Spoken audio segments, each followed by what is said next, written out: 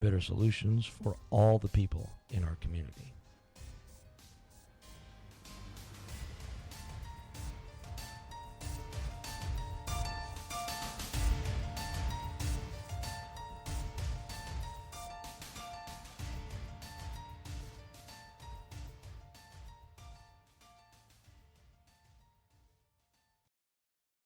And we're back, folks. Thanks for taking the break with us. We had to do, interesting things like go to the bathroom and make more drinks, pet the dogs, we live a stuff like that. charmed life. So, moving on from where we were to where we are, we're going to talk a little bit, do our Tech Talk thing. We started this last week where we talk about different technical type things that can help you out, make things cool. I think we talked about Glimpse. And we talked about our new Alexa. Artificial intelligence. Hello. I can't find the answer to the question I heard. Alexa. Hello. Hi there. She's our little Echo Dot. She's Amazon so Echo cute. Dot. She looks like a little. She looks like a hockey puck. No, but it's like actually pretty cool because we did we ordered pizza through her the other day. We did a Facebook Live. I'm like, Facebook Live this shit. Yeah, so we did a Facebook Live of us ordering pizza through the Echo Dot, which was funny as hell.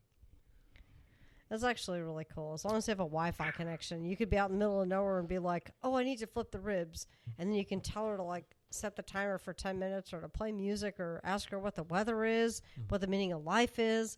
She's pretty smart. Alexa, what is the meaning of life? 42. Wow. Yeah, pretty much. But there's a lot of cool, interesting little gadgets out there that can make your life a little bit better. Some will actually make your life a little bit worse. We talked about Glimpse last week. We talked about Alexa last week. What was the ones that you were wanting to talk about? There's actually a couple through a site that I was looking at earlier yesterday, I think. There's one called Cornerfly, and these aren't as cool as like last week, but they're kind of cooler in a subtle way.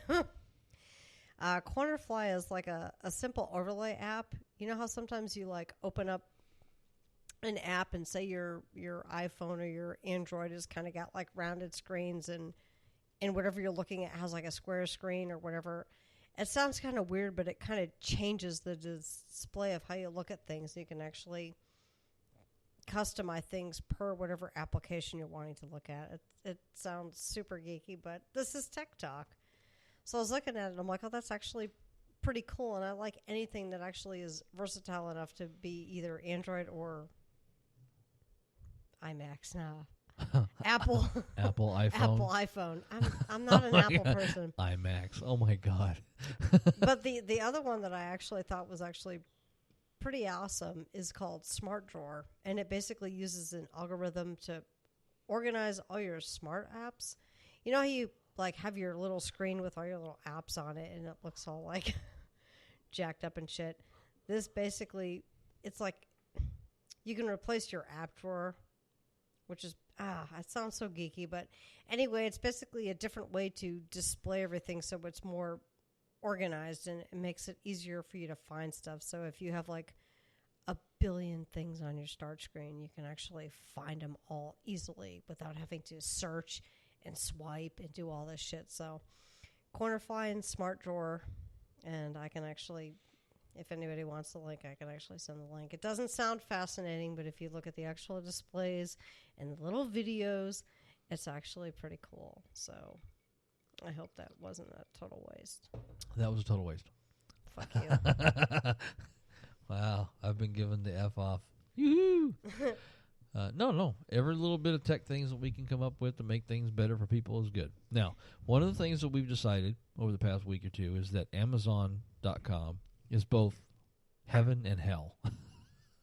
And by that, you can find almost anything you want on Amazon. It's like Monk. It's a blessing and a curse. Yeah, but you end up spending a shitload of money on Amazon just without even thinking about it. They have made shopping on Amazon so easy that before you know it, you can blow through a whole week's paycheck without realizing that you've done it. And we're not talking about food.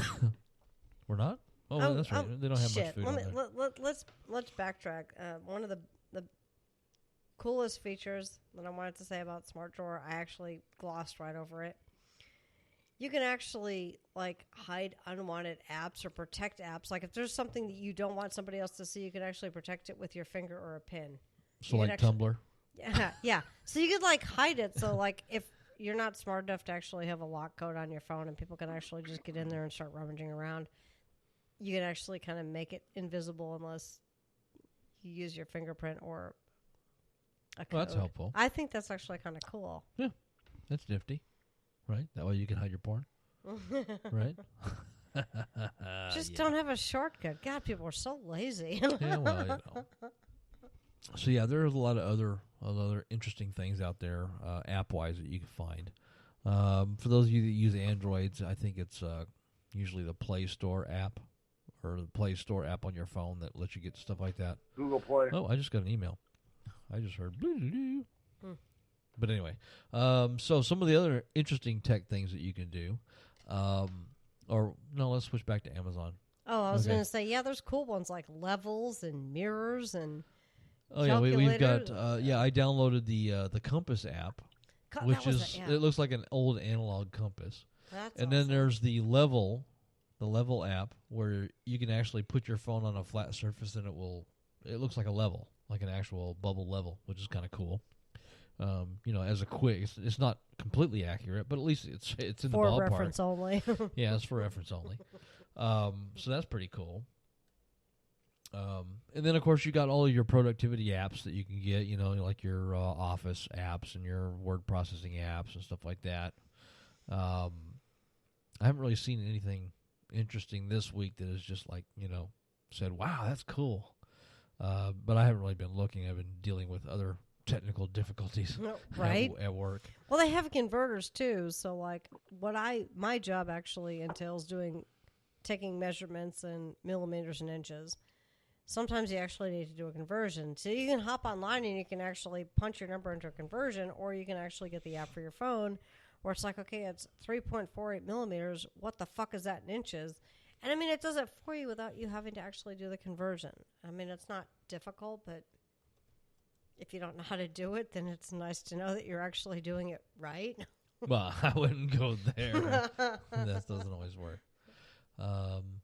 Yeah, so as your travels, if you're going through your travels and you find some interesting bit of techware that you want to talk about or you want to share with the population, give us an email at hosts, H-O-S-T-S, at provoicesaz.com.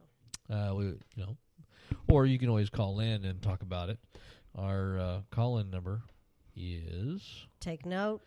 480-405-1465. Yeah, that's it. We always like to talk about geeky stuff that's going on around the world, just for fun.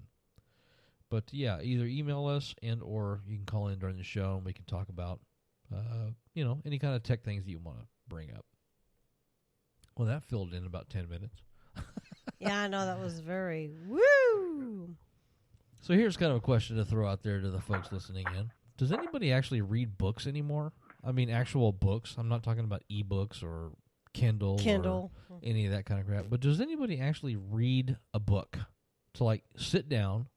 What's a book? It's a thing with pages and text. And it usually has some sort of a story. Some do. Sometimes, yeah. Some do.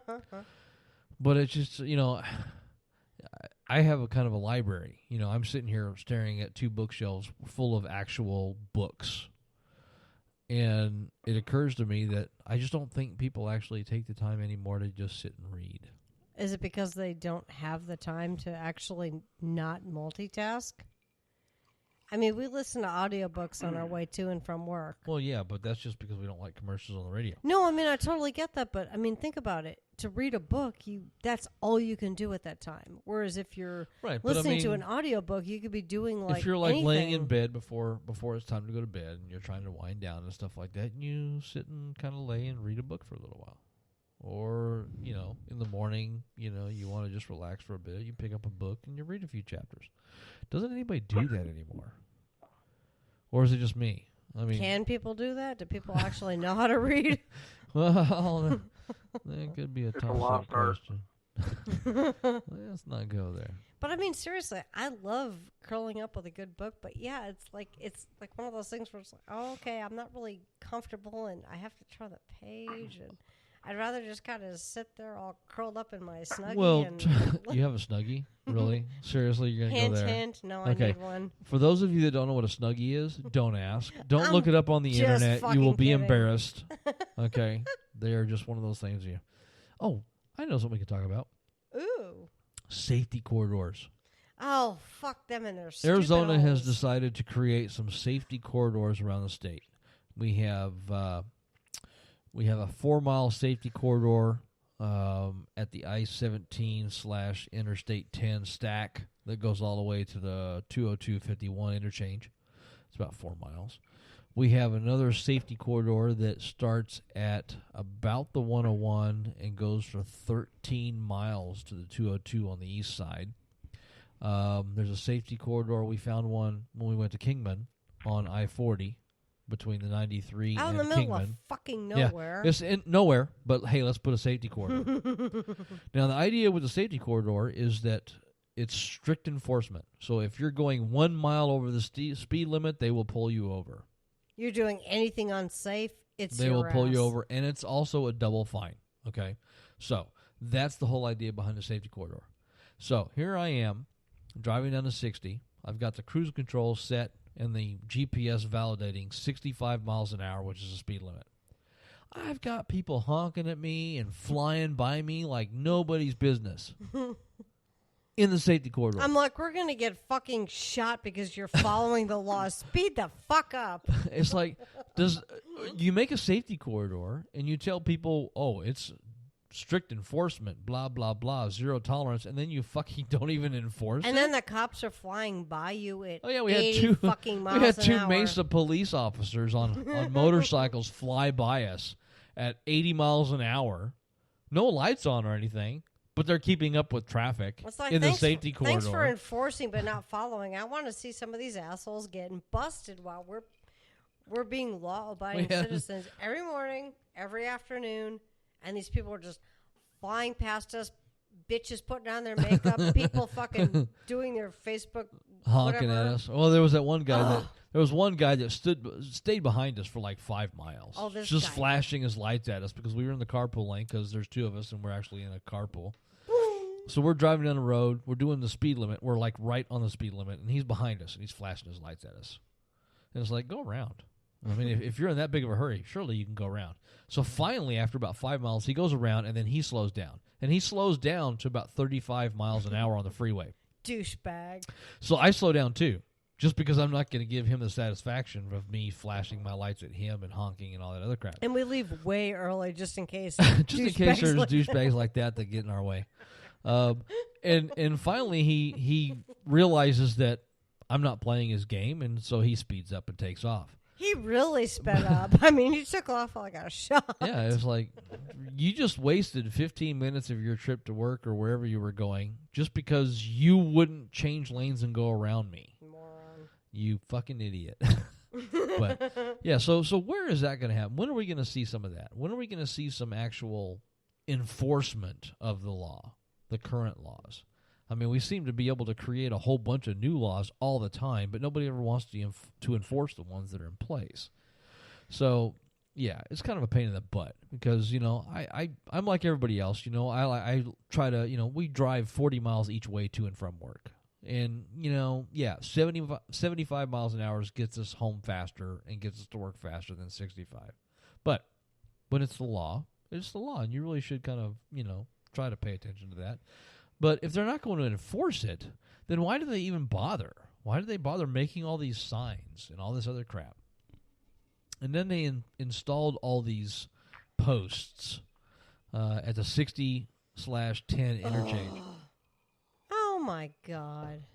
They bolted these posts down to the ground so that people would not bolt over into the carpool lane at the last minute to try to, during rush hour and stuff like that. There has not been a day where we haven't seen just the remnants of these posts. Carnage. Just